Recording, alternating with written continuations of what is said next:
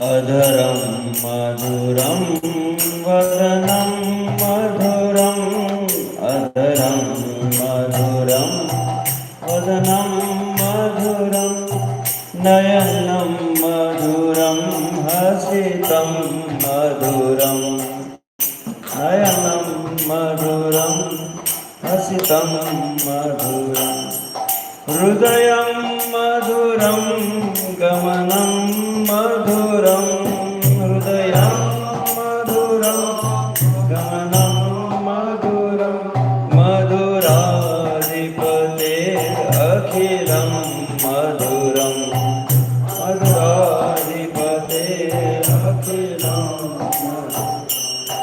वचनं मधुरं चरितं मधुरम्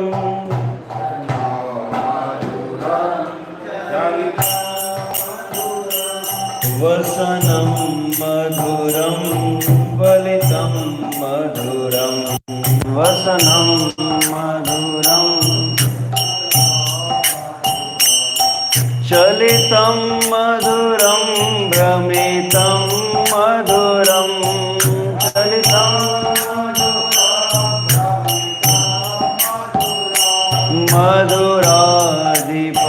मधुराधिपतेरखिलं मधुरं मधुराधिपते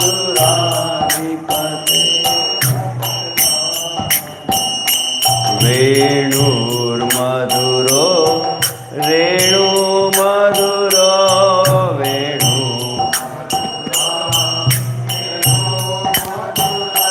पानी मधुरा पादौ मधुरा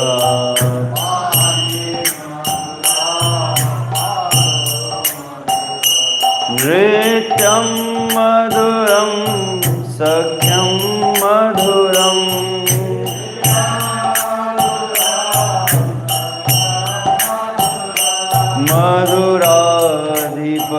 मधुराधिपतेरखिलं मधुरं मधुराधिपते गीतं मधुरं पीतं मधुरं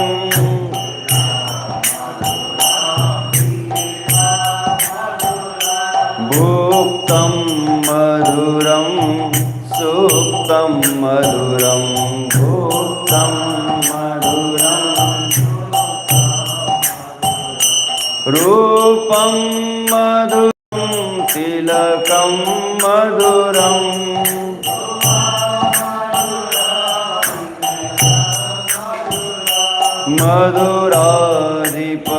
मधुराधिपतेरखिलं मधुरम्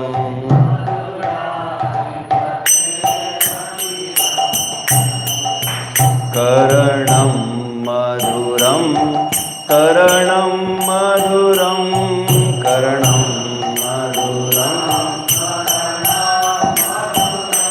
हरणं मधुरं रमणं मधुरं हरणं मधुरं रमणं मधुरं वमितं मधुरं शमितं मधुरम्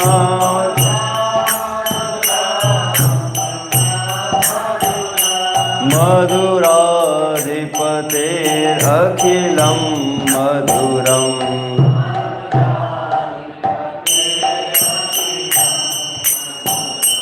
गुञ्जा मधुरा माला मधुरा गुञ्जा मधुरा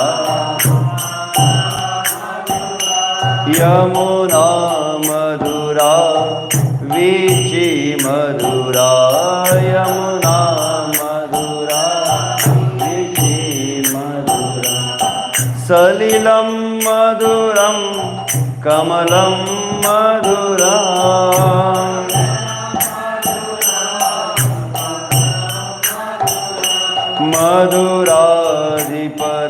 मधुराधिपतेरखिलं मधुरा मधुराधिपते अखिलं मधुर गोपी मधुरा लीला मधुरा गोपी मधुरा You युक्तं मधुरं युक्तं मधुरं हृष्टं मधुरं शिष्टं मधुरं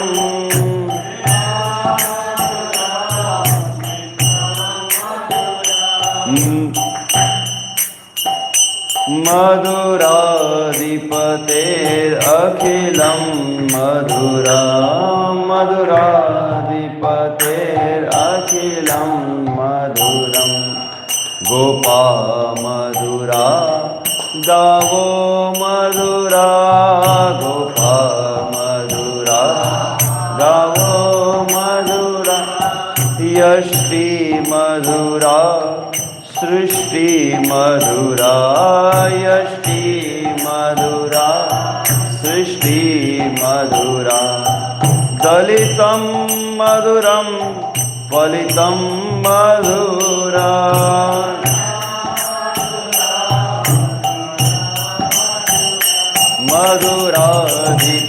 मधुराधिपतेरखिलं मधुरम्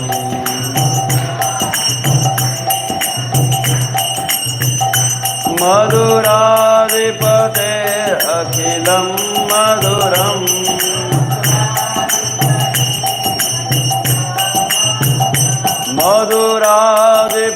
मधुराधिपतेरखिलं मधुरम्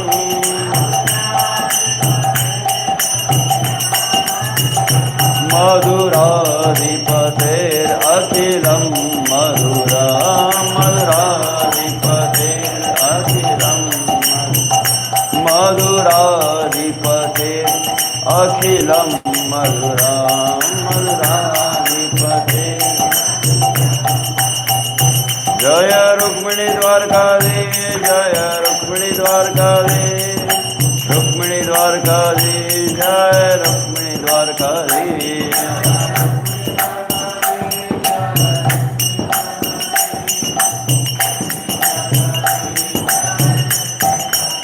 जय गौरनीताय गौरनीताय गौरनीताय जय गौरनीताय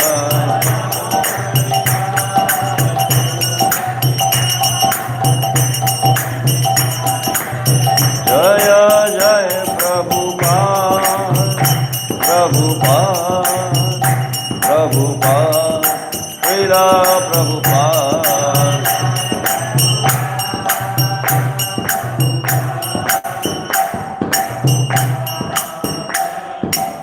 जय जय गुरुदेव गुरुदेव गुरुदेव जय गुरुदेव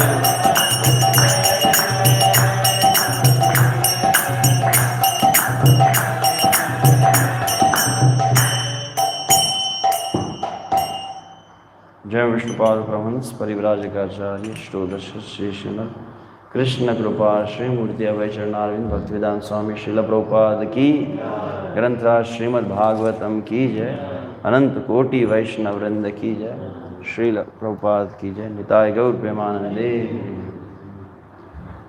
ओम नमो भगवते वासुदेवाय ओम नमो भगवते वासुदेवाय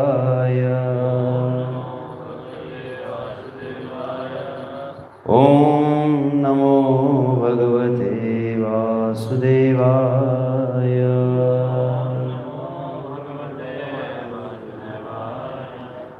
नारायणं नमस्कृत्यं नरं चैव नरोत्तमं देवीं सरस्वतीं व्यासं ततो जयमुदीरयेत् नष्टप्रायेषु अभद्रेषु नित्यं भागवत सेवया भवति उत्तमश्लोके भक्तिर्भवति नैष्ठिकी कृष्णाय वासुदेवाय देवकी नंदनाय च नन्दगोपकुमाराय गोविन्दाय नमो नमः सर्वशास्त्राब्धिपीयूष सर्ववेदैकसत्फल सर्वसिद्धान्तरत्नाट्य सर्वलोकैकदृक्प्रद सर्वभागवत प्राण श्रीमद्भागवत प्रभो कलिध्वान्तोदितादित्य श्रीकृष्ण परिवर्तिता।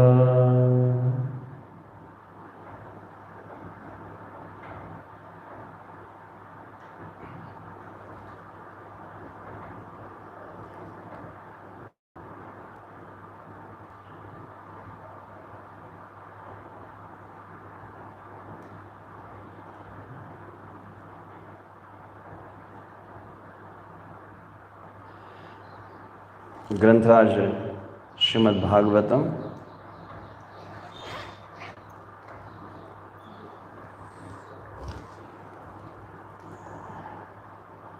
चतुर्थ स्कंद अध्याय 8। अध्याय शीर्षक ध्रुव महाराज का गृह त्याग और वन गमन।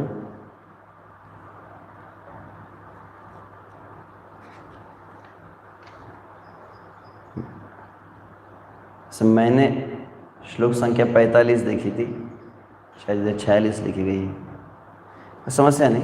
ऐसे पढ़ा तो मैंने कुछ भी नहीं, ना ये पढ़ा ना वो पढ़ा। फिर 45 पर नज़र गई तो हम श्लोक संख्या 45 ही लेंगे। उसको ये दिखाई दे रहा है।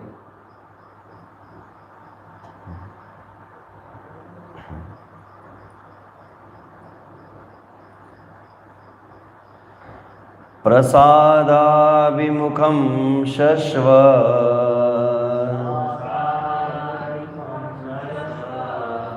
प्रसन्नावदने क्षणं सुनासं सुब्रुवं चारु कपोलसुरसुन्दरम् प्रसादाभिमुखं शश्व प्रसन्नावदने क्षणं सुनासं सुब्रुवं चारु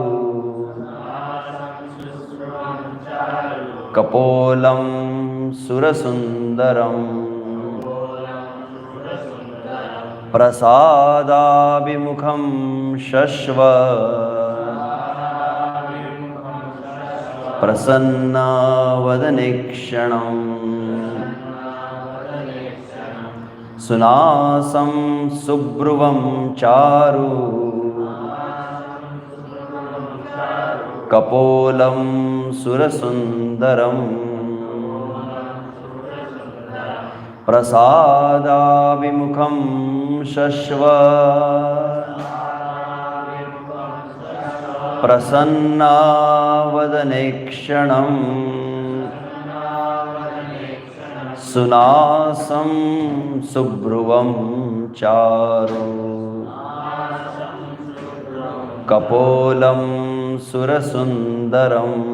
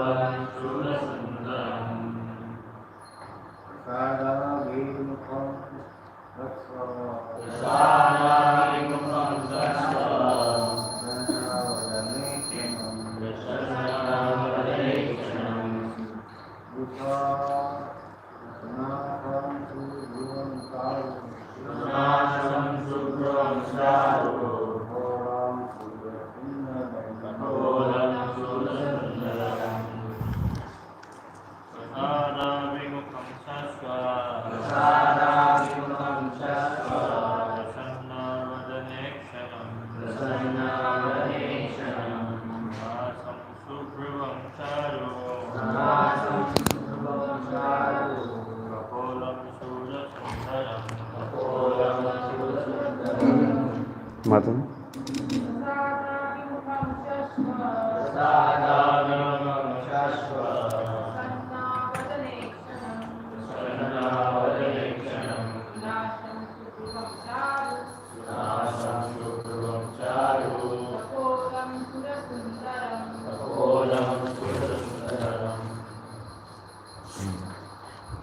प्रसाद अभिमुखम सदैव अहेतु की कृपा करने के लिए तत्पर,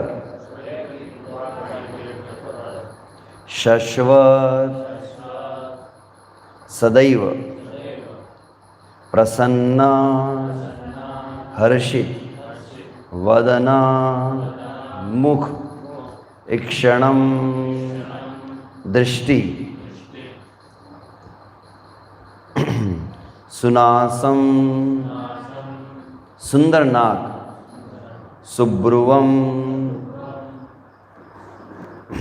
सुसज्जित भौहे चारु सुंदर कपोलम कपोल सुर देवता सुंदरम देखने में सुंदर।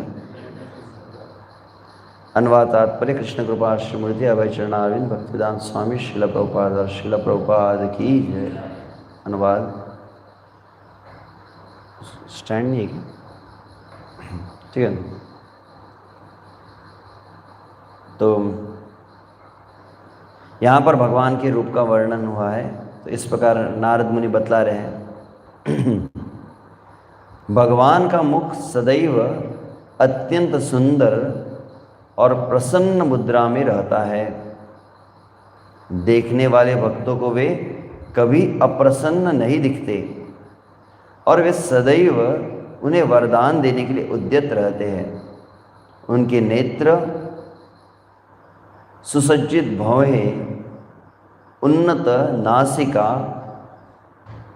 और चौड़ा मस्तक, ये सभी अत्यंत सुंदर है। वे समस्त देवताओं से अधिक सुंदर है। तात्पर्य, इस श्लोक में भगवान के रूप के ध्यान करने की स्पष्ट विधि का वर्णन है। निर्गुण ध्यान आधुनिक युग की नकली खोज है। किसी भी वैदिक ग्रंथ में निर्गुण ध्यान की संस्तुति नहीं की गई है। भगवद गीता में जहाँ ध्यान की संस्तुति की गई है, मत परह शब्द व्यवहृत हुआ है, जिसका अर्थ है मुझसे संबंधित। विष्णु का कोई भी रूप भगवान श्री कृष्ण से संबंधित है, क्योंकि श्री कृष्ण ही आदि विष्णु रूप है। कभी कभी कुछ लोग निर्गुण ब्रह्म का ध्यान करने का प्रयास करते हैं, जिसका उल्लेख भगवद गीता में अव्यक्त अर्थात अप्रगट या निर्गुण कहकर किया गया है। किंतु भगवान ने स्वयं यह बतलाया है कि जो भगवान के निर्गुण रूप के प्रति आसक्त है, उन्हें अत्यंत कठिनाई का सामना करना पड़ता है, क्योंकि कोई भी निर्गुण रूप पर ध्यान केंद्रित नहीं कर सकता। मनुष्य को चाहिए कि भगवान के उस रूप पर ध्यान केंद्रित करे जिसका वर्णन यहाँ ध्रुव महाराज के ध्यान के प्रसंग में हुआ है, जैसा कि आगे चलकर स्पष्ट हो जाएगा। ध्रुव महाराज ने इस प्रकार के ध्यान में प्रवीणता प्राप्त की और उनका योग सफल हुआ। ओम अज्ञानतिमिरन्धस्य ज्ञानाञ्जनशलाकया चक्षुर्मिलितं येन तस्मै श्रीगुरुवे नमः। श्रीचैतन्यमनोभीष्टं स्थापितं येन भूतले स्वयं रूपकदा मह्यं ददाति स्वपदान्तिकम्। वन्देऽहं श्रीगुरो श्रीयुतपदकमलं श्रीगुरुन् वैष्णवांश्च श्रीरूपं साग्रजातं सगुणगुणाधान्वितं तं सजीवं साद्वैतं सावधूतं बलिजनसहितं कृष्णचैतन्यदेवं श्रीराधाकृष्णपादान् सहगणललिता श्रीविशाखान्वितांश्च। नमो विष्णुपादाय कृष्णपृष्ठाय भूतले श्रीमते भक्तिवेदान्तस्वामिनिति नामिने। नमस्ते सारस्वती देवे गौरवाणी प्रचारिणे निर्विशेष शून्यवादी पाश्चात्य देशतारिणे। वाञ्छाकल्पतरुभ्यश्च कृपा सिन्धुभ्यैव च पतितानां पावनेभ्यो वैष्णवेभ्यो नमो नमः। जय श्री कृष्ण चैतन्य प्रभु नित्यानंद श्री अद्वैत गदाधर श्रीवासादि गौर भक्तवृंद। हरे कृष्णा कृष्णा कृष्णा हरे हरे, हरे राम राम राम हरे हरे, हरे कृष्णा कृष्णा कृष्णा हरे हरे, हरे राम राम राम हरे हरे। साधु साधुतादायिन्नाति नीचो चतारक हानमुञ्च कदाचिन्मा प्रेम्णा हृदकण्ठयो स्फुरः।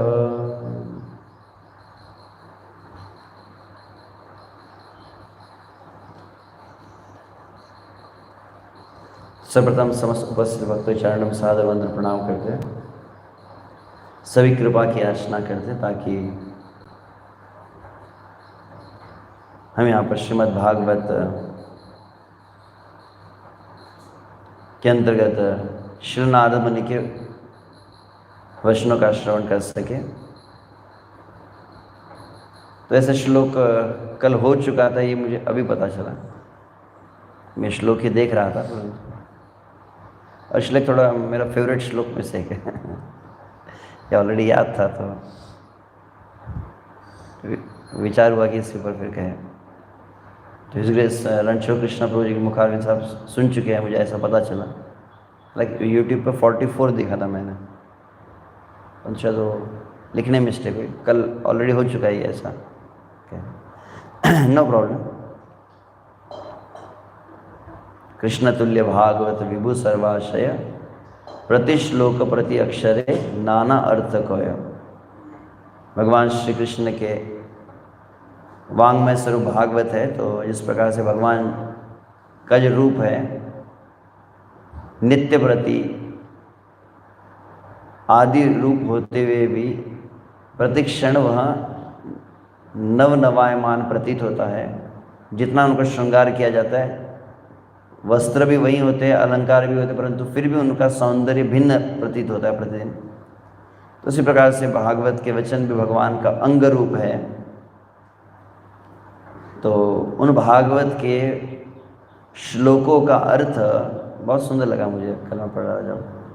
भागवत का जो प्रत्येक श्लोक है, श्लोक के अर्थ को जो कहना किसके समान है कि भागवत रूपी जो भगवान है उनको श्रृंगार करने के समान है। तो भगवान श्री कृष्ण यहाँ पर भागवत में नारद मुनि ध्रुव महाराज को उपदेश दिया। कुछ श्लोकों में यहाँ पर प्रश्न यह था कि भगवान प्राप्त कैसे हों। सर्वोच्च आसन प्राप्त मुझे चाहिए, तो सर्वोच्च पद प्राप्त करने के लिए भगवान को प्राप्त करना होगा, ताकि भगवान प्राप्त हो और फिर उनका दर्शन हो और उनसे फिर मैं मांगूं जब मुलाकात होगी। तो डायरेक्ट एड्रेस दे सकते थे ना कि जाओ कोई फ्लाइट का टिकट वगैरह बुक कर लो। भगवान के प्राप्त की विधि यही है। या वास्तविक देखा जाए तो प्राप्त उस वस्तु को किया जाता है जो आपके पास न हो। अगर मेरे हाथ में अभी मोबाइल है तो मैं ऐसा नहीं कहूँगी मोबाइल प्राप्त कर रहे हैं, मोबाइल तो है ही। तो वैसे ही ऐसा कोई काल नहीं है, ऐसा कोई स्थान नहीं है, ऐसा कोई अणु परमाणु तक नहीं है जहाँ पर भगवान की उपस्थिति न हो। स्वयं ब्रह्मा जी के अंडांतरस्थ परमाणु चयांतरस्थम कि अंड और अंडांतरस्थ परमाणु चयन, अंड मतलब ब्रह्मांड, वे भगवान जो ब्रह्मांड में भी प्रवेश करते हैं और ब्रह्मांड में प्रवेश करके फिर परमाणु चयांतरस्थम, प्रत्येक परमाणु में, प्रत्येक कण में, प्रत्येक जीव के हृदय में सर्वत्र है और समस्त काल में है भगवान। तो वो प्रश्न था कि भगवान को प्राप्त करना, तो वो भगवान सर्वत्र है, वो सर्वत्र भगवान का अनुभव करना है। तो भगवान प्राप्ति नहीं है। एक शब्द जनरल कहते भगवान को प्राप्त करना है, भगवान को प्राप्त करना है, तो कंसेप्ट ही गलत हो जाता है। स्टार्टिंग से कंसेप्ट गलत हो गया तो ऐसा लगा कहीं जाना है, भगवान को प्राप्त करना, हम मिलने जाएंगे, भगवान को मिलने जाएंगे। भगवान प्राप्ति इस शब्द से एक अंडरस्टैंडिंग ऐसे आती ना, क्योंकि भगवान है, कहीं पर है, कहाँ पर है, फॉल्स सीलिंग के ऊपर है क्या तो कहीं जाना पड़ेगा। नहीं, भगवान प्राप्त है, वो प्राप्त भगवान का अनुभव करना बाकी है। जिस तरह से कुंती महाराज ने माया जवनिका छन्नम अज्ञ अधोक्षजम अव्ययम न लक्ष्य से मूढ़ दृशा नटो नाट्य धरो यथा। लगभग पहले 2-3 श्लोक में यही बात कही ना। कुंती महाराज की प्रार्थना देखेंगे, प्रारंभ होता है नमस्ते पुरुषम तो आद्यम ईश्वर प्रकृति परम। मैं उन परम पुरुष को नमस्कार करती हूँ जो प्रकृति के परे है। नमस्ते पुरुषम तो आद्यम ईश्वर प्रकृति परम अलक्ष्यम, हाँ वो शब्द में अलक्ष्यम सर्वभूतानाम अंतर्बहिर्वस्थितम। कितने विचित्र शब्द है ना, अंतर्बहिर्वस्थितम, अंदर बाहर। इतो नरसिंहा परतो नरसिंहा, हृदय नरसिंहा बहिर नरसिंहा। विचित्र बात कुंती महारानी क्या कहती है, अंतर्बहिर्वस्थितम परंतु अलक्ष्यम सर्वभूतानाम। सब जगह है परंतु किसको भी दिखते नहीं है। कितना सुंदर बात कहते हैं ना, है सब जगह। अब मैं प्रवचन दे रहा हूँ, मुझे भी दिख नहीं रहा है ना, जो मैं बात कह रहा हूँ मुझे खुद को अनुभव है नहीं ऐसा। तो विचित्र बात है कि अंतर बहिर अवस्थितम और अलक्ष्यम, सर्वत्र है परंतु जो सभी जगह है, सभी काल में है, सब कुछ कार्य जो कर रहा है, सब नियंत्रण जो कर रहा है, परंतु दिख किसको भी नहीं रहा। क्यों नहीं दिख रहा, तो फिर दूसरे श्लोक में कहते हैं, लगभग उनके 2-3 श्लोक भगवान के दर्शन के बारे में ही कुंती महारानी का। पहला श्लोक कोई दिख नहीं रहे, भगवान आप दिख नहीं रहे, जबकि आप सब कंट्रोल भी कर रहे हो और सब जगह आप ही हो। क्यों नहीं दिख रहे, तो फिर माया जवनिका, जवनिका मतलब पर्दा, पर्दा लग गया तो पर्दा खुल गया। रुक्मिणी द्वारकाधीश भगवान की जय। मेरे सामने पर्दा है, आपके सामने जब पर्दा लगाया था तो दिखाई नहीं। तो माया जवनिका आच्छन्नम, तो माया का पर्दा ऐसा लग गया है, तो इसलिए माया जवनिका आच्छन्नम क्या है आ गया, माया जवनिका आच्छन्नम, हाँ अज्ञ अदोक्ष नहीं, माया जवनिका आच्छन्नम क्या शब्द क्या है, थोड़ा क्लियर बोलो। अज्ञ अज्ञ अधोक्षजम अव्ययम, अज्ञान नहीं है, अज्ञ है। अज्ञ अधोक्षजम अव्ययम न लक्ष्य से मूढ़ दृशा नटो नाट्य धरो यथा। जिस तरह से उदाहरण यहाँ पे नटो नाट्य धर यथा, जिस प्रकार से कोई बहुत अच्छा जो अभिनय करने वाला होता है वो आपके सामने आ जाता है और कभी सामने आके अपना रूप भी बदल दे। मान लीजिए एकदम राम अवतार प्रभु है, राम अवतार प्रभु को और हमने कुछ बना दिया, क्या बनाएंगे, चांद काजी बना दिया, कल्पना करो। और चांद काजी की तो टोपी पहन ली, दाढ़ी लगा दी और एकदम वो लुंगी पहन ली वैसे के ड्रेस में अच्छी तरह से उनको श्रृंगार किया गया, और मान लीजिए उनका कलर भी चेंज कर दिया हमने। जैसे चांद काजी गोरा था कि काला था ये भी पता नहीं है, फिर भी मान लीजिए महाप्रभु का परे करे गौर वर्ण में होगा, तो उनको वाइट पेंट मार दिया, कल्पना कीजिए, और पूरी दाढ़ी मूछ लग गई। बहुत अच्छा यदि कोई अगर जो श्रृंगार करता है ना, मेकअप करता है, मेकअप मैन, अगर उसकी एक्सपर्टीज किस में है कि मूल व्यक्ति की पहचान ही पता न चले, तो आए तो कोई बोले अरे प्रभु राम अवतार आपको पहचाना ही नहीं जब आप चांद काजी बन गए थे तो होता है ना। तो नटो नाट, भगवान का ये माया का सबसे बड़ा खेल यही है कि सर्वत्र भगवान है परंतु भगवान का को पहचान ही नहीं पाता कोई। हर क्रिया के पीछे वो है, हर वस्तु के साथ में वो है, सर्वत्र हो के भी। तो नटो नाट्य धर यथा, कौन न लक्ष्य से, कौन विषय से, मूढ़ दृशा, जिसकी दृष्टि मूढ़ हो चुकी है, जो मूर्ख है वह भगवान को देख नहीं पाते। तो ऐसे मैं ये कुछ विचार करके नहीं कह रहा हूँ, परंतु तो इस तरह से कुंती महारानी वहाँ पर कही है, तथा परमहंसानां मुनीनां अबलात्मनां भक्ति योग विधानार्थम कथं पश्येमहि स्त्रिय। तो तीनों में पहले भी शब्द, पहले श्लोक में शब्द है पश्य, दूसरे श्लोक में है पश्य अलक्ष्य, और फिर कथं पश्येमहि स्त्रिय। तो पहले कहते कि आप अंदर बाहर सब जगह है परंतु अब दिख नहीं रहे। क्यों नहीं दिख रहे? क्योंकि हम बेवकूफ़ है, हमारे आंखों के सामने माया का पर्दा लगा हुआ है। भगवान दिख नहीं रहे, इसका मूल कारण ये कि हम भगवान को देखना नहीं चाहते, इसीलिए भगवान दिखाई नहीं दे रहे। और बड़े बड़े परमहंसानाम मुनि नाम अमलात्म नाम, 3 कैटेगरी वहाँ बताई। जो परमहंस है, मुनिजन है, जो निरंतर मनन करते हैं, जो अमल हो चुके हैं, तो भक्ति योग के द्वारा उनके लिए भी भगवान को देखना सहज, नहीं तो कथम पश्येम हि स्त्रियः। तो तीसरे अगले श्लोक में कुंती महारानी की दैन्यता है, हम जैसी स्त्रियां कहाँ आपको देख सकती है, जब बड़े बड़े महात्मा भी देखते हैं। तो क्या करना चाहिए? तो चुपचाप भगवान के समर्पण होना चाहिए। इसलिए अगला श्लोक है, कृष्णाय वासुदेवाय देवकी नंदनाय च नंद गोप कुमाराय गोविंदाय नमो नमः। तो नमः इसलिए कहा गया, 3 श्लोकों में अपनी असमर्थता बता दी। हम भी नहीं देख सकते, कोई भी देख नहीं पाता है। तो कौन देख पाता है? तो जैसे गोस्वामी तुलसीदास कहते हैं, भगवान स्वयं अपने आप को जिसके सामने प्रकट करेंगे वही भगवान को देख पाता है। हमारा साधन, हमारी जितनी भी क्रिया है, उसमें सामर्थ्य नहीं कि भगवान को हम अपने सामने प्रकट करवा सके। इसलिए भगवान कहते हैं, नाहम प्रकाश सर्वस्य योग माया समावृतः, कि मैं अपने आप को सभी के सामने प्रकट नहीं करता हूँ। संभवामि आत्म माया, अपनी स्व इच्छा से, अपनी अंतरंगा शक्ति से मैं स्वयं को जब आवश्यक होता है तभी अपने आप को प्रकट करता हूँ।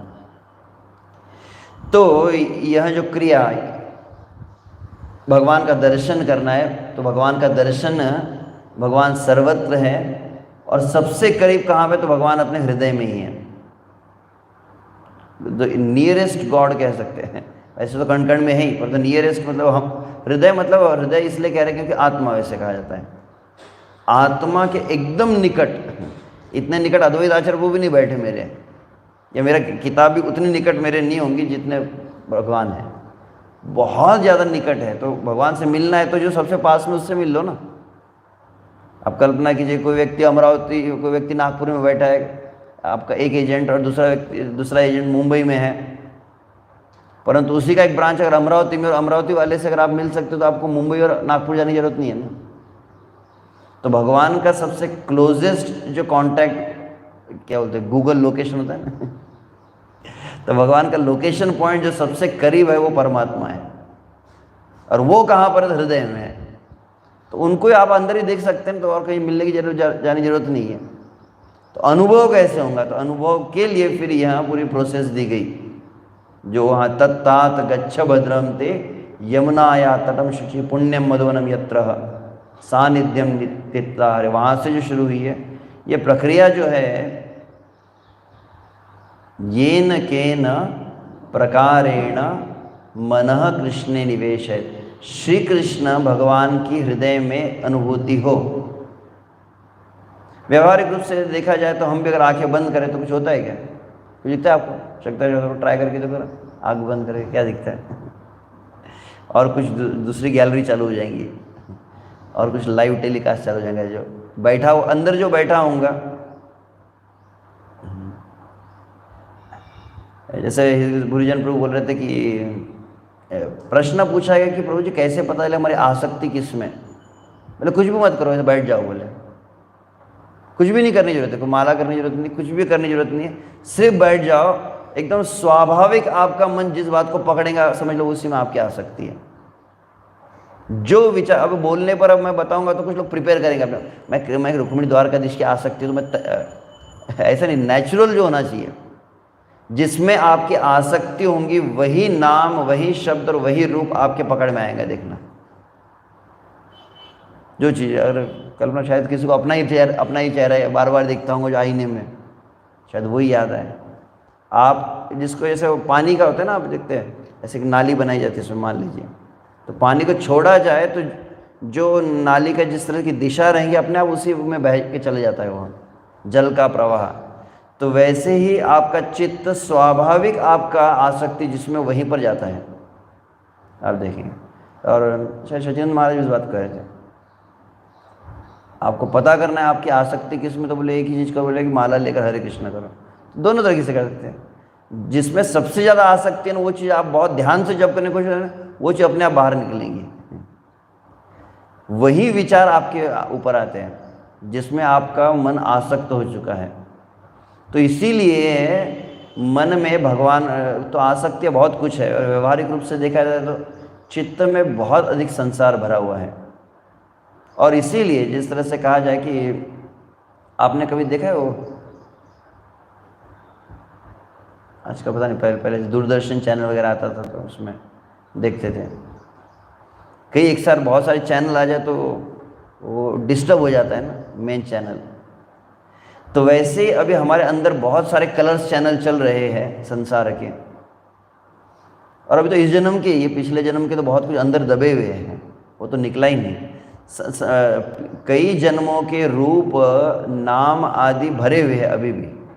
ऐसा नहीं कि वो कोई मेमोरी डिलीट मार दी है, वो है, अंदर है, चित्त में भरा हुआ है।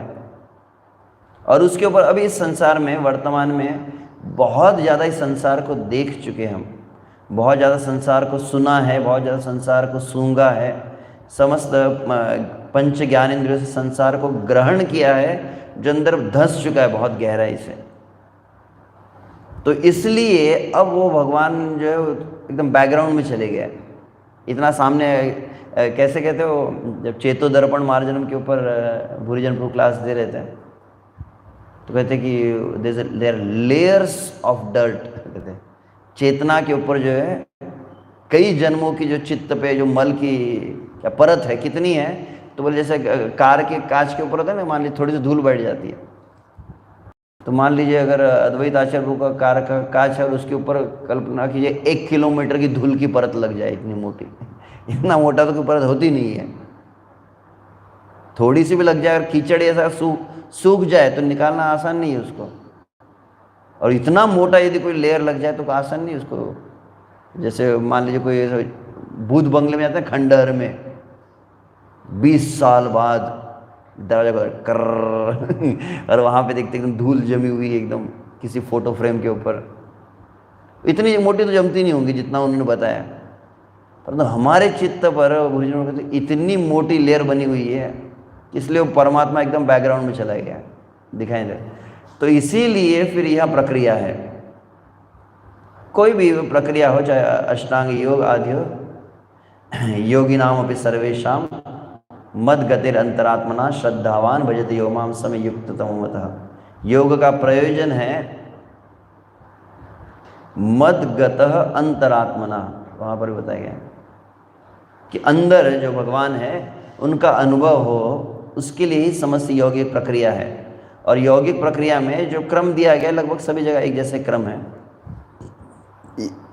भागवत में द्वितीय स्कंद में देखेंगे, प्रश्न यही था ना, अब भागवत शुरू कैसे हुई है, तो वहाँ पर भी जो प्रश्न पूछा गया, प्रश्न तो मन का ही था ना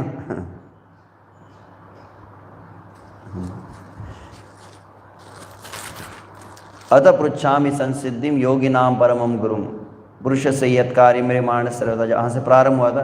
परीक्षित बैठे हैं और परीक्षित ने पूछा कि अब मरने वालों को क्या करना है, तो मरने वाला तो क्या करना है, तो बोले भगवान में मन लगना चाहिए, बस इतना ही कहा। क्या श्लोक है,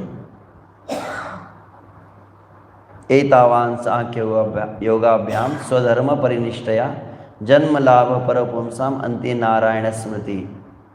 कि जीवन की सार्थकता है या पूर्णता है, या हम जो कुछ कर रहे हैं, इतना नाम जप कर रहे हैं, हमारा सही है कि नहीं, कैसे पता चलेगा कि आपकी तैयारी पूरी हो चुकी है। अभी कितने लोग तैयार है, हाथ ऊपर करो मरने के लिए, प्रसाद के लिए नहीं और मूल तैयारी क्या है, नारायण स्मृति ही। उस दिन मैं कह रहा था, किससे कहा कि शायद इधर ही बोला ना मैंने, यहीं के प्रवचन में इस बात को कहा मैंने। सब इंद्रिय आखिर में काम करना बंद कर देती जब कोमा में जाता है ना, कोई आईसीयू में जाता है, डॉक्टर भी बैठे यहाँ पर, तो पहले बोलते हैं आंखों से दिखना भी बंद होने लगता है, तो सुनाई भी नहीं देता है, तो सूंघने की भी शायद चले जाता है इंद्रिया। फिर अब जवान भी प्राण प्रयाण समय कफ वात पित्तई कंठा अवरोधन विदो स्मरणम कुतस्ते, अवरुद्ध हो जाता है। हालांकि एक विशेष बात है, कलयुग केवल नाम आधार है कहते हैं, परंतु गीता में जहां कहीं भी अंतिम क्षण के बारे में कहा गया, ऐसा नहीं बोला गया कि अंत्य हरि कीर्तनम, ऐसा कुछ है? अंत काल में हरि का कीर्तन होना चाहिए, कुछ लिखा है? अंत समय भगवान का नाम उच्चारण होना चाहिए, लिखा है कुछ श्लोक में ऐसा? अंत काले च मामेव स्मरण यम यम वापी अंत्य नारायण, तीनों जगह वही चीज है ना। तो मैंने कहा, इस बात को कहा कि एक ऐसी इंद्रिय है जो कभी भी थकती नहीं और कभी भी रुकती नहीं। बहुत ज़्यादा आप अगर सेवा भी करते तो जन्माष्टमी सेवा के बाद देखा हाथ पैर सुस्त पड़ गए कुछ लोगों के, थक जाता है, शरीर भी थकता है कि नहीं? नहीं तेरे नाम ज़्यादा बोल बोल के प्रवचन दे दे के भी थक जाते कभी कुछ, बोलेंगे कुछ लोग होते जो थकते ही नहीं, परंतु अधिकांश जगह लोग थक जाते हैं। तो बोलने की शक्ति भी थक जाती है। आप बहुत ज़्यादा कोई व्यक्ति मान लीजिए छोटे बच्चे के वो मोबाइल देखते रहते हैं, उसकी कैपेसिटी होती है ना, ज़्यादा देखेंगे तो आँख भी खराब हो जाती है, पागल हो जाता है व्यक्ति बहुत ज़्यादा देखने से मोबाइल पे। सुना हमने, किसी ने कहा किसी को क्या वो किसी को हार्ट अटैक आ गया था ना, 7 घंटे तक कुछ गेम खेलता रहा, फिर बच्चे को ऐसे समाचार आते हैं। तो कहने का तात्पर्य चाहे दृष्टि हो, चाहे वाक शक्ति हो, चाहे हाथ पैरों की शक्ति हो, सब इंद्रियां थकती है, एक इंद्रिय कभी थकती नहीं और रुकती भी नहीं हो। और कलयुग में कहा जाए तो और ज़्यादा हाइपर एक्टिव हो गई। कौन से बोले? मन। सोते समय एक्टिव रहता है ना, इसलिए आज लोग गहरी नींद क्यों नहीं आती? क्योंकि मन बहुत ज़्यादा हाइपर एक्टिव। आप कल्पना कीजिए 100 की स्पीड में गाड़ी चला रहा है, अचानक 0 पे आ सकता है क्या? तो समस्या है कि रात के 10 बजे तो एकदम माइंड बहुत हाइपर एक्टिव रहता है, तो इसलिए उसको साइलेंट करने में जो फिर इसलिए वो करवटें बदलते रहे सारी रात हम ऐसे आते, नींद नहीं आती। क्योंकि मन तो कली काल में वैसे भी देखा जाए तो मन बहुत ज़्यादा सक्रिय है। मल्टीटास्किंग कहते हैं आजकल, एक साथ मोबाइल में कई आप प्रोग्राम चलाते रहते हैं, लैपटॉप में कई प्रोग्राम चलते हैं। तो मन की चांचल्यता मन का स्वभाव है ही, पर कलयुग में वो और ज़्यादा मल्टीप्लाई हो चुका है, इंटेंसिफाई, बहुत अधिक चंचल है मन। मन एक भी विषय पर रुक नहीं पा रहा है, एक शब्द पर भी रुक नहीं पा रहा है। अब बोले हरे कृष्ण माओ, एक ही बोलो हरे कृष्णा बोलेंगे तो मन चला गया दुनिया में सैर करने चला गया, रुकता ही नहीं है ना, एक मंत्र पर भी नहीं रुक पा रहा है। और अंत काल में भी चूंकि वही एक इंद्रिय है, बाकी सब इंद्रिय रुकने पर भी वह जो कार्य करती है। अंगम गलितम फलितम मुंडम दशन विहीनम जातु दुंडम वृद्धो याति गृहीत्वा दंडम तदपि न मुंचति आशा पिंडम भज गोविंदम भज गोविंदम। शंकराचार्य अंग भी पूरे सभी अंग गलित हो चुके हैं, फलितम मुंडम टकलिया आ गया, पूरा बाल चले गए, दशन विहीनम जातु तुंडम, तुंड मतलब तोंड मराठी में बोलते हैं, तो मुंह से पूरे दांत भी निकल गए, वृद्धो याति बुढ़ापा आ गया, गृहीत्वा दंडम हाथ में छड़ा गया, मतलब पूरा शरीर बेकार हो गया, तदपि न मुंचति आशा पिंडम, लेकिन मन नहीं रुक रहा है, व्यक्ति कितना बूढ़ा हो जाए। तो इसीलिए भगवान ने कहा कि जो इंद्रिय सबसे ज़्यादा हाइपर एक्टिव है वही दे दो मुझे, तो उसी को लगाया जाए। तो उसके लिए प्रक्रिया जो है, तो लगभग कुछ बातें मुझे जो विचार आ रही थी, बोलना इस श्लोक पे था, परंतु ठीक है जितने जो देखते हैं। तो वहाँ पर भी वे कहते हैं कि सुखदेव गोस्वामी ने कहा कि यदि जो वास्तविक इस संसार में मृत्यु के भय से मुक्त होना चाहता है, उसने अपने चित्त को भगवान में स्थिर करना चाहिए। बात ये थी। और यहाँ पर भी ध्रुव महाराज को मेन गोल क्या है वो पता होना चाहिए ना आपको, किस लिए ये सब इतनी बातें बताई जा रही है। तो उसके लिए सबसे पहली बात वहाँ पर उन्होंने फिर खटवांग महाराज का उदाहरण दिया। तुम्हारे पास तो 7 दिन है, ऐसा व्यक्ति था जिसने एक मुहूर्त में भगवान को मिला, प्राप्त कर लिया। खटवांगो नाम राजर्षि ज्ञात्वा एताम विहायुष मुहूर्तात् सर्वम उत्सृज्य गतवान अभयम हरिम। मुहूर्त में ही सर्वम उत्सृज्य, एक झटके में छोड़ दिया। एक झटके में इसलिए छोड़ दिया कि छूटा हुआ ही था, पकड़ा था ही नहीं। तो हम अभी, मैंने बोला कि कितने लोग तैयार हैं, तो हम तो सोचे भी नहीं थे जाना है अभी। आज कितने लोग मरने के लिए तैयार है बोलो? आपकी मौत आने वाली एकदम रुक्मिणी द्वारकाधीश मंदिर के दरवाजे के बाहर खड़ी है। तो हमारे कुछ तैयारी है ही नहीं। We are not ready really, we don't even think about that. तो वास्तविक भक्त की साधना की श्रेष्ठता की प्रतिक्षण वह तत्पर रहे। किस कार्य के लिए? कि इस अंतिम काल के लिए। और अंतिम काल में क्या किया गया? तो खटवांग के द्वारा कि उन्होंने अपने मन को पूरी तरह से निविष्ट कर दिया, पूरी तरह से मन लग गया, क्योंकि पहले से लगा हुआ था। तो जो आपका नियमित अभ्यास रहेगा वो कार्य आपको कठिनाई नहीं होगी। तो आपको मरने की आदत है नहीं, इसलिए अभी बोलने में भी वो डाइजेस्ट हो नहीं रहा है। तो आइडियली कहा, जैसे हमारे कौन पर मुझे राधा गोविंद महाराज कहते हैं, कोशिश करना चाहिए कि डेली थोड़ा मर जाए, हर रोज़ मरने की प्रैक्टिस करना चाहिए। जो डाई बिफोर यू डाई, जैसे भक्ति तीर्थ महाराज भी कहते हैं। प्रशांता माता जी का मैं लेक्चर सुन रहा था एक बार, नोएडा में जाए थे, तो इस बात को कहा था, डेली प्रैक्टिस करनी चाहिए मरने की। मरने की प्रैक्टिस मतलब क्या करना? तो कैसे ऐसा पड़ जाओ शवासन कर। मरने की प्रैक्टिस मतलब just disconnect yourself with the whole world, that itself is death. इतना कनेक्शन आजकल बना रखा है। जैसे अभी मैं लेक्चर देता था, किसी ने बोल दिया ना, प्रश्न पूछा था किसी ने, प्रभु जी आज की दुनिया में मोबाइल के बिना कैसे जीत सकते हैं? मतलब आज लोगों को लग गया कि एक जीवन मतलब जैसे ऑक्सीजन है ये। लोग एकदम जैसे मछली को पानी से बाहर निकाल के तड़प लगती है। अगर मोबाइल अगर कुछ मिनटों के लिए अगर हाथ से दूर चला जाए, जैसे बच्चा माँ के हाथ से दूर चला जाता है, माँ कैसे करती है? वैसे व्याकुलता आ जाती है। तो अनावश्यक वस्तुओं को हमने जीवन की आवश्यकता बना दिया है। भक्ति विकास महाराज कहते हैं, the luxury has become the necessity of the life, that is the dilemma. जो क्या कहते हैं, भोग के साधन ही जीवन की आवश्यकता बन चुकी है। तो मोबाइल तो छूटता नहीं, तो बाकी क्या छोड़ेंगे? बाकी चीज़ें तो क्या कहें।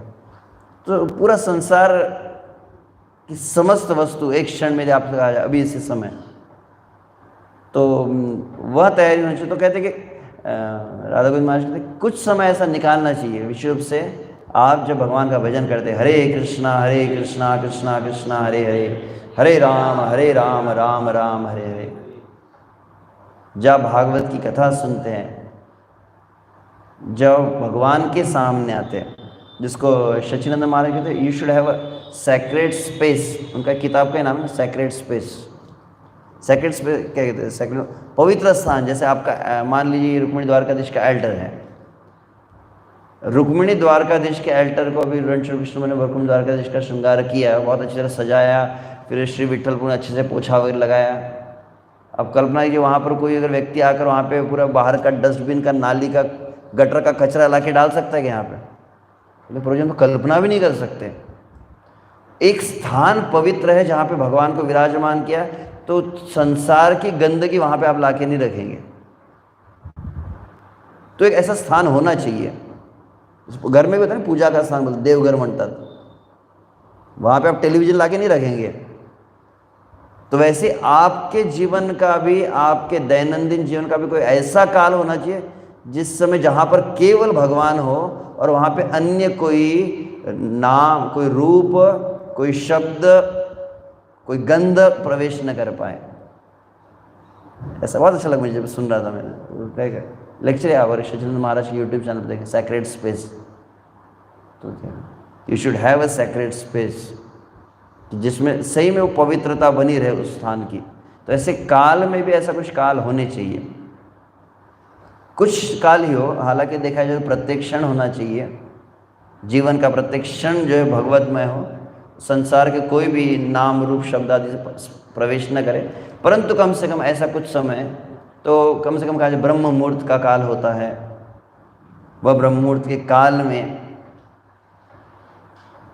कोई रूप प्रवेश न करे, उस समय कोई शब्द और कोई प्रवेश न करे। एकदम ऐसे नहीं संसारी चर्चा तुरंत, और क्या प्रभु जी कैसे क्या? ये शूद्र का प्रश्न होता है वैसे, है ना, ब्राह्मण क्षत्रिय वैश्य शूद्र। आप क्या बात करते हो उससे आपके वर्ण पता चलता है।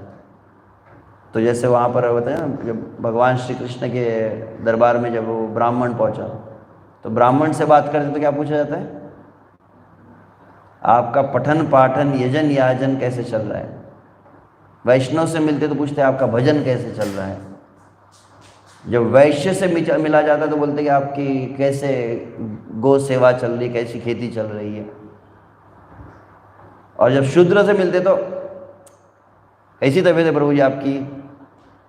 ये शूद्र का प्रश्न है, एकदम शूद्र होता है। और हाउ आर यू, एकदम निकृष्ट प्रश्न होता है। आजकल के समाज में ये नॉर्मल ये पूछते हैं ना। कब पूछा था प्रभु जी आपका जब कैसे चल रहा है, को मिलता है। हमारे प्रभुपाद जी शिष्य राधा कुंड प्रभु चिढ़ते थे, how are you, what is how are you, how is your bhajan. बोलते ये पूछो भजन कैसा है, राधा कृष्ण का स्मरण हो रहा है कि नहीं। वैष्णव के बीच में बोले प्रश्न ये होना चाहिए। ये प्रश्न क्या, आप कैसे हो, कैसे हो मतलब मर ही रहे ना, एक एक दिन मौत के पास जा रहे हैं, उसमें क्या कैसे हो। अब गड्ढे में गिरने वाले, आपकी गाड़ी एकदम चल रही है धीरे धीरे धीरे, और गड्ढे में गिरने की स्पीड कैसी है प्रभु जी, गिरने वाले, मरने तो सभी वाले ना। अब पूछते कैसे हो, तो कोई बहुत बुद्धिमत्ता नहीं है जो वैष्णव भक्त बन जाता है। ये प्रश्न, इसका मतलब नहीं कि पूछना छोड़ दे। बाहर के लोगों को उनको वो पूछेंगे नहीं तो फिर वो लोग बोलेंगे तो प्रभु पूछते ही नहीं हमको। अगर आप ऐसे बात ना, और कैसे शक्ति होता आपको पूछो, अच्छा लग रहा है उनको, पूछो आते बराबर हो, अभी तो अलग मूड से आए हो, अब पूछो अरे कैसे चल रहा है भजन प्रभु जी, जब किया कि नहीं आज, ऐसा पूछेंगे तो लोग एकदम चुप जाती बात। आते हो ये पूछा, तो पहले कैसे पूछना पड़ता है, क्योंकि लोग तैयार नहीं है अभी वैष्णवता के लिए, इसलिए ऐसा पूछना पड़ता है। अन्यथा भक्तों के संग में मैं किस लिए प्रश्न पे चला गया मतलब तो सैक्रेड स्पेस में कह रहा था कि उस समय अन्य ऐसी व्यवहार वाली जो चर्चा है ना हो, जो भगवत में जो काल होना चाहिए, भगवत में स्थान होना चाहिए, आपका एक स्थान जो पवित्र है वहाँ पर और कोई इसको कहते हैं संसारी परमाणु प्रवेश न करें। ऐसा स्थान जो होता है जिसमें उस स्थान पर बैठकर आप कभी संसार की चर्चा नहीं करते। जैसे पूर्व काल में आप देखें, कई हम जब जाते जगन्नाथपुरी में हरिदास ठाकुर की भजन कुटीर, बोलेंगे प्रभु जी ने प्रवचन दिया, सब अपना अपना आश्रम में एक कॉर्नर बना देंगे, हम भी भजन कुटीर बनाते पूरा ब्रह्मचारी आश्रम भजन कुटीर रहना चाहिए, ऐसा कुछ। भक्ति विनोद ठाकुर की भजन कुटीर, रूप गोस्वामी भजन कुटीर। तो भजन कुटीर में एग्जैक्ट क्या होता था, 2 BHK फ्लैट पर खरीदते थे और अल्टर बना के बैठ जाते थे क्या। भजन कुटीर का मतलब विषय होता है कि वह एक स्थान था जो पूरी तरह से केवल भजन के लिए रिजर्व किया गया था, और वहाँ पर कोई भी संसारी परमाणु का व्यभिचार नहीं होता है। समझे, व्यभिचार मतलब वहाँ पर केवल और केवल चारों तरफ भजन के परमाणु तैयार रहते हैं। वहाँ पे एक भक्त होता है जो निरंतर एक स्थान पर, इसको जीतासन जित श्वासो कहा गया है। आसन जीतना मतलब आसन को पवित्र करना होता है, मतलब उस स्थान पर एक जो भक्त होते साधु महात्मा, वो निरंतर वहीं पर भजन करने लगते, और उस स्थान पर और कोई दूसरी क्रिया नहीं की जाती, कोई बात नहीं करते, उस आसन पर बैठ के बात नहीं करते, पूरी तरह से उस आसन पर केवल भजन किया जाता है। तो आसन में भजन के परमाणु तैयार हो जाते हैं। तो ऐसा बताया कि विशुद्ध से जब आचार्यगण जिस स्थान पर रहे हैं और उन्होंने बहुत दीर्घ काल तक ऐसा वहाँ पर साधना की, इस कारण से वहाँ का पूरा जो वायुमंडल है उसमें जितने परमाणु हैं पूरे भजन के परमाणु बन जाते हैं। इसलिए कहा जाता है ना, आप बोलते हैं कि आप रूप गोस्वामी के भजन कुटीर पे जाइए और वहाँ पे जप करने से इतना ज़्यादा फायदा मिलता है, 1000 माला का फल 1 माला करने में मिल जाएगा। तो क्या होता है क्या वहाँ पे स्वाभाविक ऐसा वातावरण है कि आप 1 माला करने से 1000 माला का फल मिलता है। इसका मतलब क्या होता है exactly? Yes, would like to tell exact क्या अर्थ होता है इसका? 1 माला की तो 1000 माला का फल मिलता है, आप बोलते ना।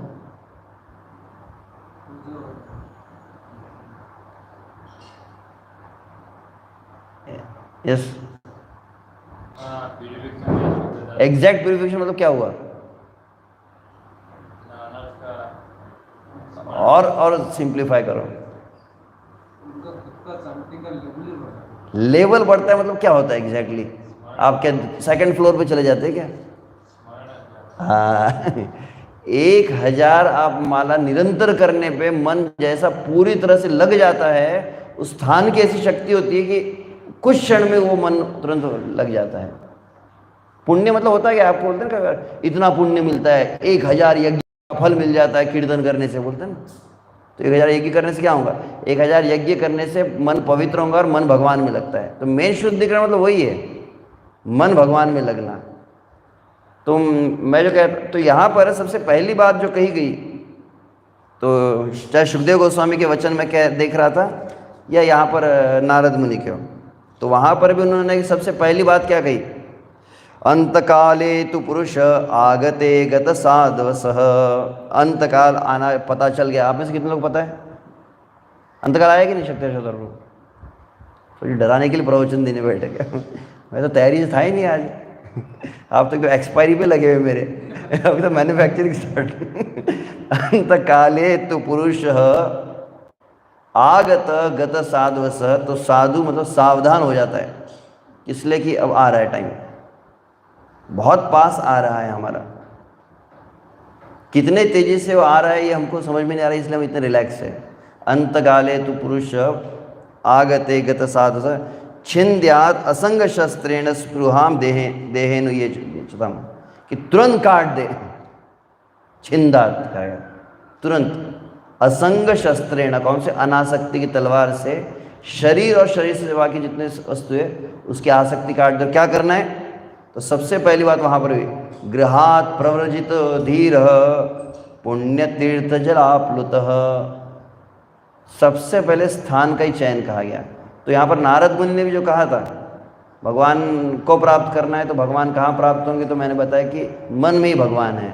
तो मन में भगवान के लिए मन को पवित्र करना होगा, और पवित्र करने के लिए सबसे पहली बात, जब भी गुरु बताया किसी शिष्य को भजन का, सबसे प्रथम बात जो बताई जाती है, भजन करने का स्थान दिया जाता है, जिसको कहा जाता है प्रभु दत्त देश। आपको कहाँ पे रहकर भगवान की सेवा करनी है ये गुरु बताता है। स्थान का निर्धारण हम नहीं करते हैं, मुझे जहाँ अच्छा लगता है प्रभु जी मैं उधर जाऊँगा, ऐसा नहीं रहता है। आपका भजन सिद्ध होने के लिए गुरु भजन की शिक्षा दे रहा है, क्योंकि साधु संग भजन क्रिया, भक्तिविनोद ठाकुर ने कहा है भजन क्रिया का जो पहला शब्द भक्तिविनोद ठाकुर कहे हैं सन्मोदय भाष्य में, वो है साधु संग भजन क्रिया कहा गया। भजन क्रिया जो साधु संग का अर्थ होता है गुरु पादाश्रय आदि से प्रारंभ होता है। तो साधु होता है जो आपको भगवान की सेवा देता है, और भगवान की सेवा में सबसे पहले स्थान देता है, जो स्थान तुरंत आपके भजन को फलीभूत कर सके। तो इसीलिए नारद ने भी सबसे पहले शब्द कहा गच्छ, जाओ पहले निकलो इधर से, भद्रम ते, तुम्हारा कल्याण हो, मैं पहले से तुमको आशीर्वाद, तुमको सक्सेस मिलेगा।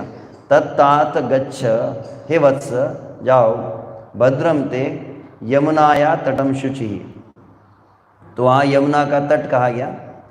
तो वैसे सुखदेव गोस्वामी वहाँ पर भी शब्द कहे गए गृहात प्रव्रजितो धीर, जो धीर व्यक्ति का पहले तो घर छोड़े। तो घर छोड़े मतलब जो ऑनलाइन देख रहे हैं सब बोलेंगे प्रभु जी आ जाइए अमरावती मंदिर में भर्ती होना है।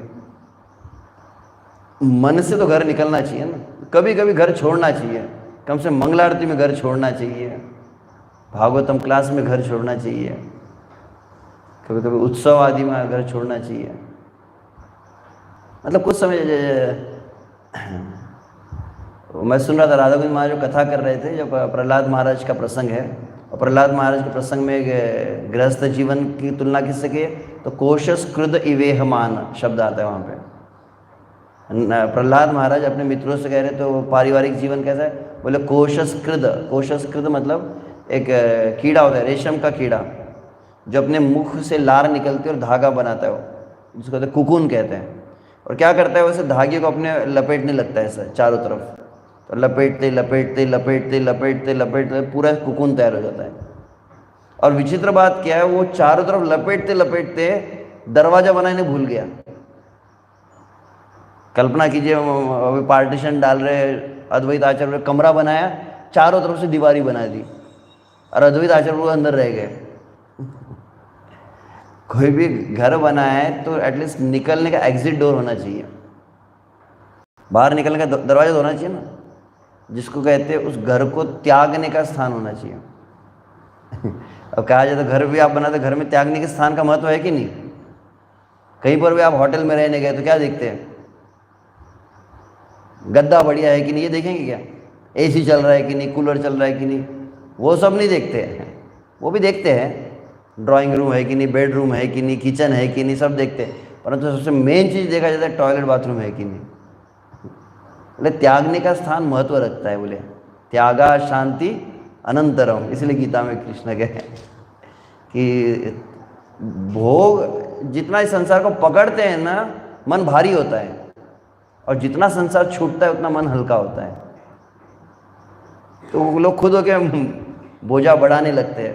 तो त्यागा शांति, तो राधा कुंज महाराज वहाँ पर कह रहे थे, मुझे अच्छा लगा जब वो कथा कह रहे थे हरिद्वार में एक समय, तो वो कहे कि जैसे रेशम का कीड़ा क्या होता है कि ऐसा बनाता है, ऐसा वो अपने चारों तरफ लपेट लेते हैं धागा कि निकलने का कोई स्कोप ही नहीं रहा। तो वैसा ही प्रहलाद महाराज कहते पारिजियों ने कथम प्रियायाम अनुकंपितायाम संगम रहस्य रुजिरांश मंत्रान, कि पहले स्त्री आती है, फिर स्त्री के बाद घर आता है, फिर बच्चे आते हैं, फिर गाड़ी आती है, फिर ये आता है, फिर वो आता है, धीरे धीरे धीरे धीरे ऐसा वो प्रपंच ऐसा बन जाता है कि फिर निकल ही नहीं पाता। तो वहाँ पर कहते हैं कि राधा कम से कम एक दरवाज़ा तो बनाना चाहिए ना। तो दरवाज़ा मतलब कम से कम दिन में कुछ समय जाके सत्संग में बैठना चाहिए, यही एग्जिट डोर है बोले। कम से कम कुछ समय मंगल आरती में आ गए, कुछ समय भगवान के भक्तों के साथ बैठ के जप कर लिया, भागवत को सुन लिया, भागवत को पढ़ा, ये एक एग्जिट डोर होता है। तो पहली बात यहाँ पर भी कई सभी स्थानों में जब श्लोक देखा तो कई स्थानों का मुझे एक साथ विचार आ रहा था, जहाँ जहाँ भी कहा गया। धृतराष्ट्र के इसमें विदुर ने दिया, पहले बोला पहले निकल बोले बाहर, तुम्हारा टाइम हो गया, तुमको समझ में नहीं आ रहा है, तुम्हारे दांत हिल रहे, तुम्हारे कफ निकल रहा है, सब अस्थि पंजर हिलने लगे, निकलने के बाद सोचा कि नहीं? तो नहीं सोचा, तो जल्दी निकल बोले। तो वैसे यहाँ पर भी परीक्षित को सुखदेव कहते हैं कि गृहात प्रव्रजित धीरो, कहाँ?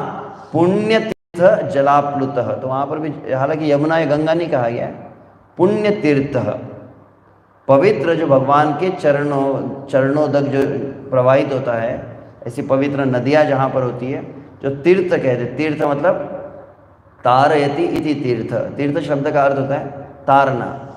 तारना मतलब तुरंत आपके भावना को ऊपर लेके जाता है, जो भगवान से तुरंत जो जोड़ देता है, जो स्थान उसको तीर्थ कहते हैं। तो ऐसे स्थान पर जाओ, और वहाँ पर भी तो यमुना या तटम शुचि कहा था इधर नारद मुनि ने, तो वहाँ पर कहा शुचौ विविक्त आसीन,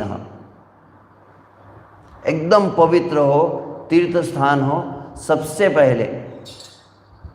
और प्रहलाद भी क्या कहे अपने बाप से?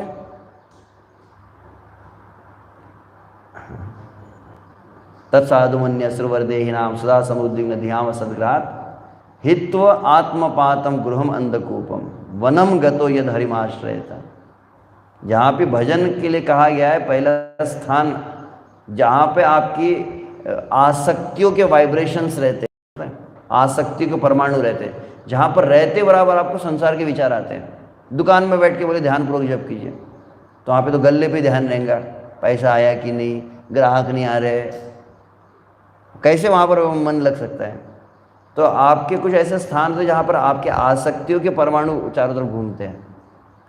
तो कम आगे चल के तो ऐसी अवस्था होनी चाहिए प्रत्येक स्थान पर भजन हो, परंतु प्रारंभिक अवस्था में मन लगाना तो पहले स्थान का चयन होता है, तो उसी को जोर दिया गया। तो मैं तो रूप तक तो पहुंचा ही नहीं अभी, मुझे कहना रूप के बारे में था, तो ये श्लोक तो छूट गया। तो पहली बात यही कही कि स्थान का चयन हो, और एकदम सार रूप में कहा जाए, स्थान का चयन मतलब साधु संग कह सकते हैं। सबसे श्रेष्ठ तीर्थ जो है, जिस तरह से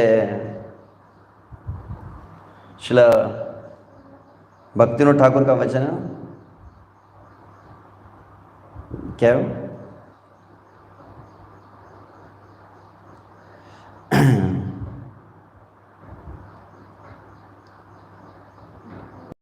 तीर्थ पर्यटन के विषय में जो कहते हैं बहुत सुंदर है।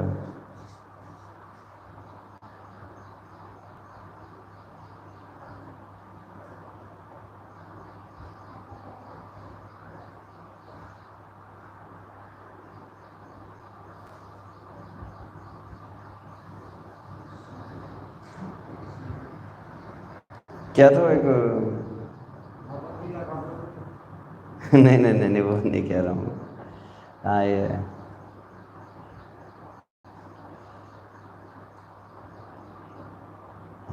मन तुम्ही तीर्थे सदा रहता, तो उस भजन में कहते हैं ना, उसमें कई वचन में देख रहा था। हाँ।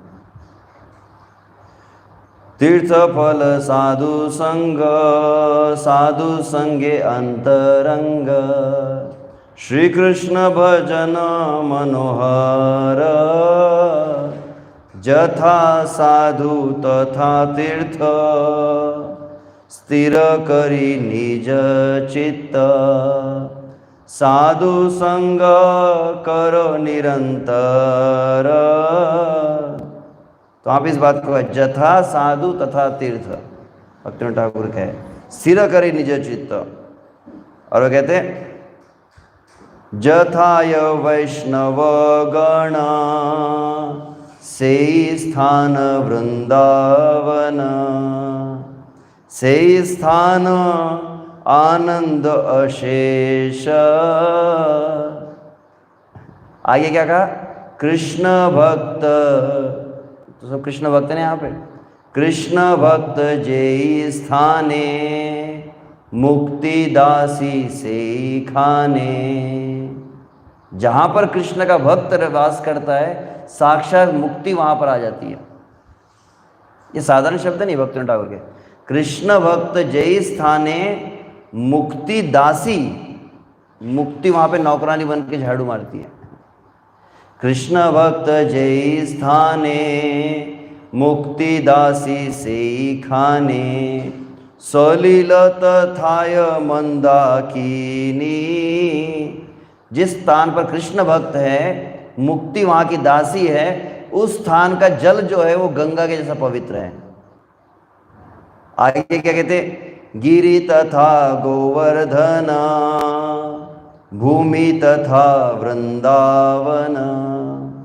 जहाँ पर भक्त है, मुक्ति दासी है, वहाँ का जल गंगा है, वहाँ का हर पत्थर गोवर्धन है, और वहाँ की भूमि वृंदावन है। गिरि तथा गोवर्धन, भूमि तथा वृंदावन, आविर्भूता आपनी आह्लादिनी, साक्षात आह्लादिनी। इसीलिए भक्तिनाथ ठाकुर का अपना संकल्प क्या है? जे तीर्थे वैष्णव नाही, से तीर्थे ते नाही जाई। मी तिथे जाणार नाही नाही की लाभ हाटिया दूरदेश। लाभ क्या है इसमें? इसीलिए मेरा तो अनुभव यही है। क्या कहते? विनोद कहीचे भाई, भक्तिनाथ ठाकुर है, आमी या की फल पाई। मतलब और मुझे और क्या फल चाहिए? वैष्णव सेवन मोर व्रत। मैंने अपने जीवन में बस एक ही व्रत धारण किया। कौन सा? वैष्णव सेवा। भक्तिनाथ ठाकुर की, तो यहाँ पर वो पुण्यम मधुवनम यत्र लिखा था, तो मुझे वो स्मरण हुआ। तो सबसे पवित्र तीर्थ मतलब विशुद्ध से, तो भक्तिनाथ ठाकुर हो या जो गुरु कहते हैं विशुद्ध से, श्रील प्रभुपाद में बताते हैं कि आचार्य का सबसे प्रमुख कार्य क्या होता है? आचार्य निर्देशन करता है कि आपको भगवान की सेवा जो करनी है, भगवान का जो भजन करना है, कौन सा स्थान पे आपका भजन परिपक्व होता है। और गुरु द्वारा निर्देशित स्थान ही आपके भजन को फलीभूत कर सकता है। आपके द्वारा चयन किया गया स्थान नहीं। विशेष बात बताए।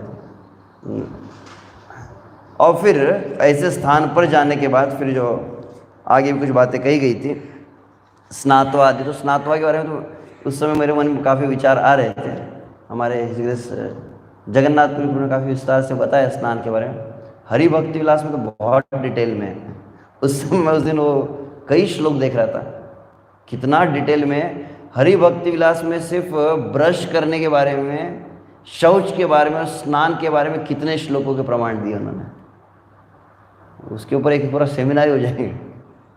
कितनी बातें कहते हैं, हाथ कैसे होना चाहिए, मिट्टी कौन सी होनी चाहिए, और फिर कैसा वो जो दातुन होना चाहिए, वो बहुत विशेष बात। हरि भक्ति विलास विश्व से जो साधना भक्ति के लिए सबसे महत्वपूर्ण अंग है। मैं एक वक्त से चर्चा कर रहा था तो उन्होंने बात कर, और कभी लगता है प्रभु आजकल प्रैक्टिकल थोड़ी, ये सब मिट्टी से हाथ धो, ये सब इतने बार धो, 10 बार हाथ धोना चाहिए, फिर 12 बार कुल्ला करना चाहिए। आप किसी को बोले कि आप नॉर्मल अगर आप लघु शंका के लिए जाओ तो आपको 12 बार कुल्ला करना चाहिए, बोलो।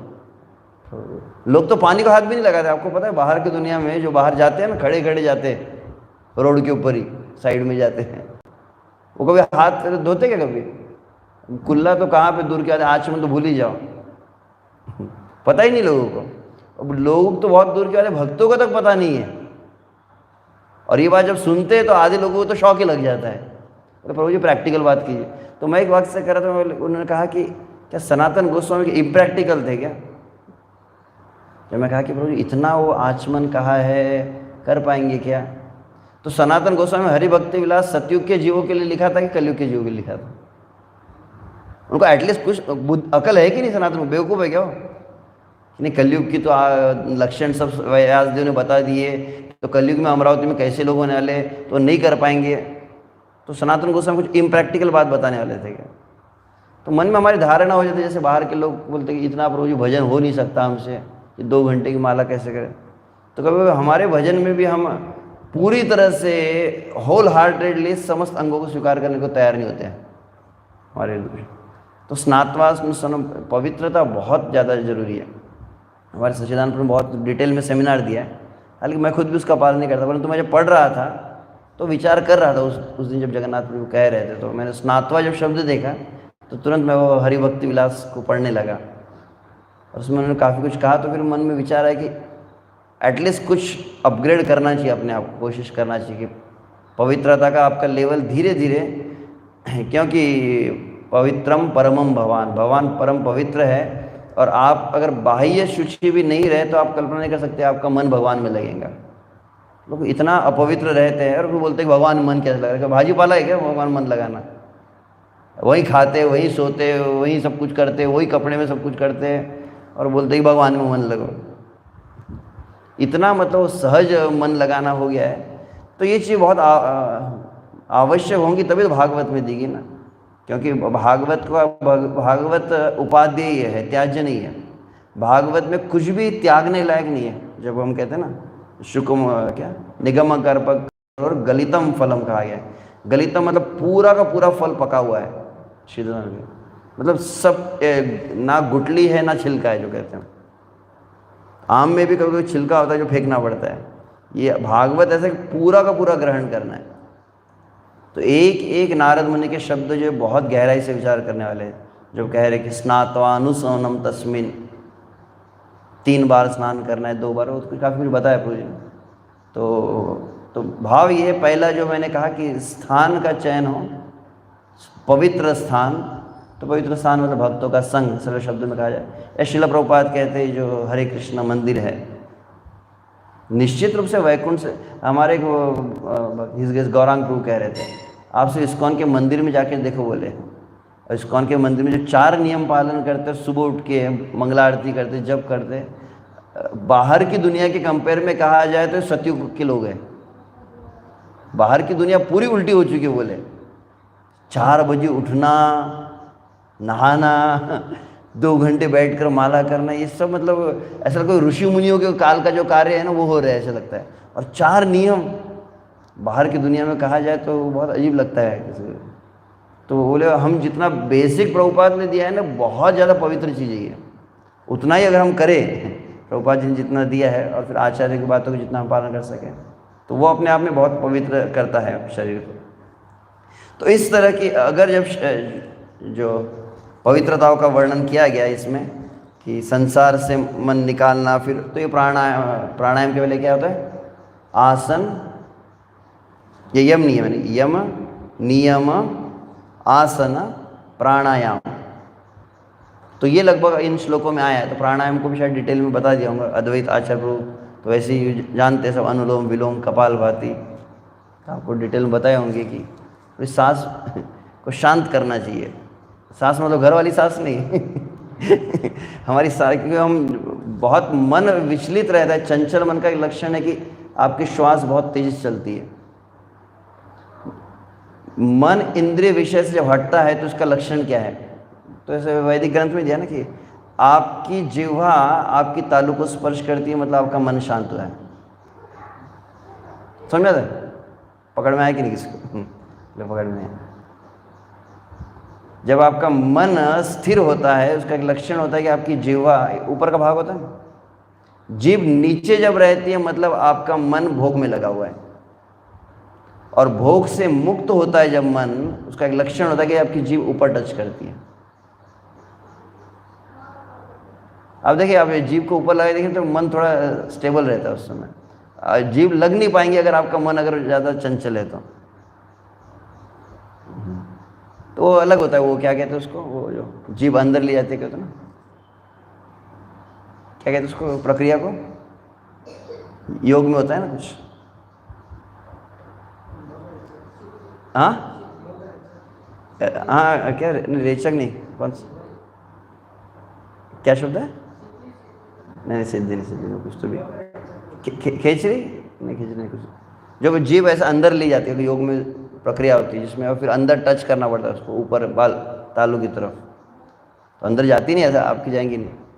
तो वो एक योग में सिखाया जाता है, हठ योग आदि में सिखाते हैं, और पूरे अंदर तक ले जाना पड़ता है। अंदर अमृत बिंदु होता है, वहाँ पे टच करना होता है। तो वो प्रैक्टिस करते हैं, वो आसान नहीं है, वो बहुत पवित्र होता है। तो वो ऊपर जब लेकर जाता है ऐसे, तो जीव ऊपर टच होता है, अमृत बिंदु एक रहता है, ऐसा पॉइंट होता है यहाँ पे, वहाँ जब चले, मतलब आपके अभी भोग में जो जीव होती है ना, ज़्यादा वो चिपकी हुई रहती है, तो ज़्यादा अंदर नहीं जा सकती। परंतु जो तपस्या जो करता है तो उसकी जीभ लंबी होती है, कहते हैं थोड़ी हो, ऐसा नहीं, मतलब काटना नहीं है नीचे से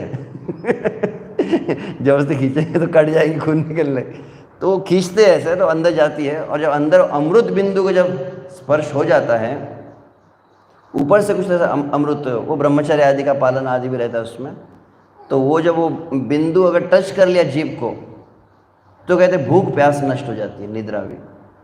जो ऋषि मुनि योगी जो होते थे ना, सालों साल बिना निद्रा के, यहाँ भी ध्रुव महाराज कैसे प्रसंग है, कई वर्णन है कि उनको कहा था कि 3 बार नहाओ, फिर खाने का भी वर्णन किया ना कि 3 दिन में ये खाते थे। पूरे अध्याय में कई वर्णन है कि कितने घंटे सोते थे ध्रुव महाराज, कि ध्रुव महाराज हर रोज अलार्म लगाते थे, 4 बजे का 3 बजे का अलार्म लगाएंगे। वर्णन है ही नहीं कि 6 महीने में सोए थे वो कहीं, मतलब जो सो गया वो तो खो गया। तो योगी होते हैं वो सोते थोड़ी है, तो कैसे, तो प्रक्रिया होती है उससे। तो हमारे लिए वो नहीं करना है। आपको जगन्नाथपुरी में बताया है, हरे कृष्ण का कीर्तन करो, हरे कृष्ण जप करने से अपने आप आहार निद्रा पर भी विजय प्राप्त की जा सकती है।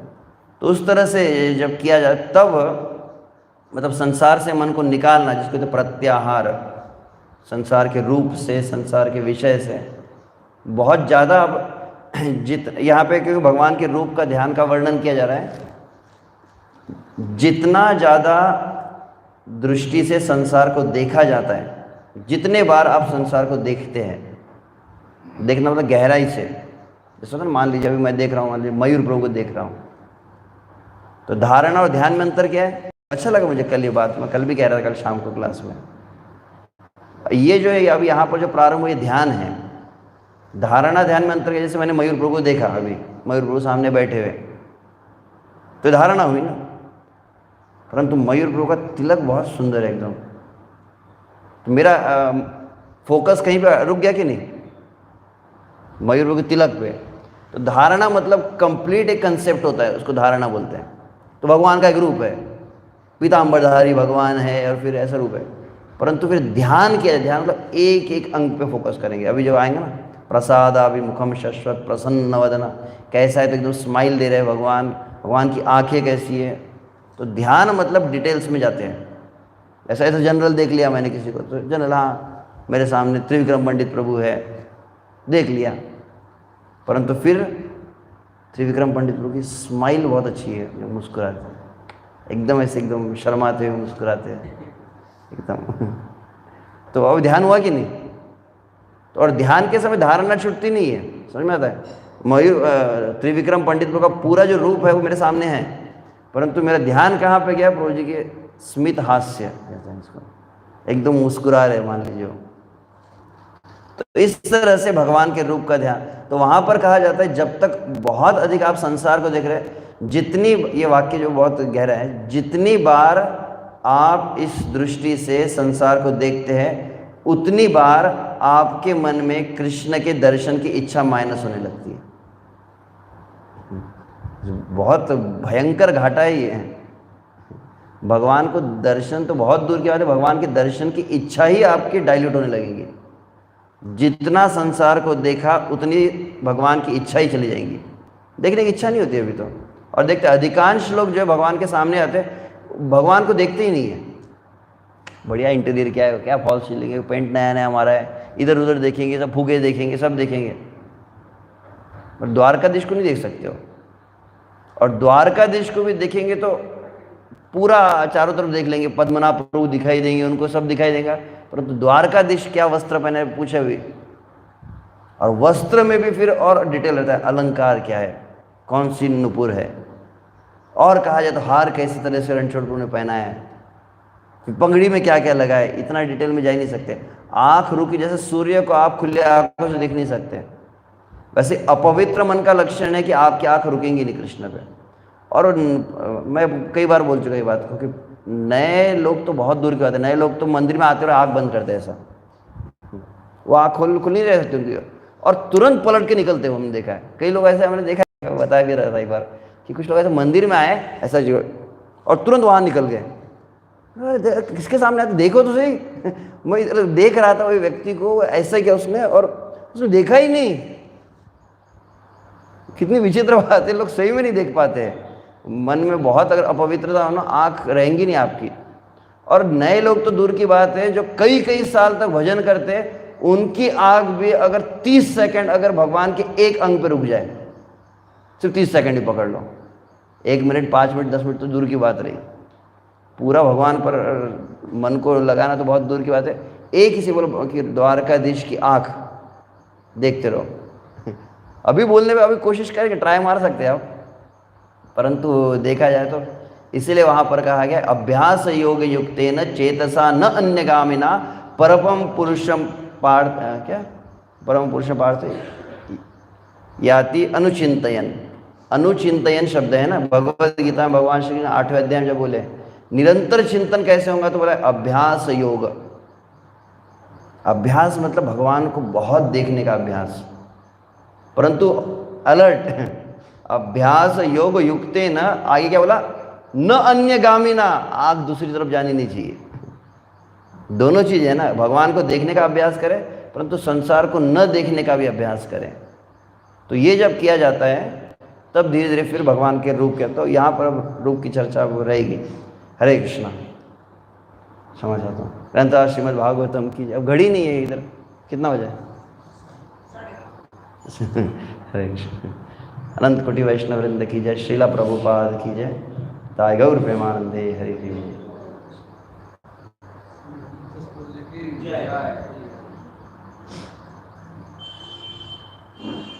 इसको लाइव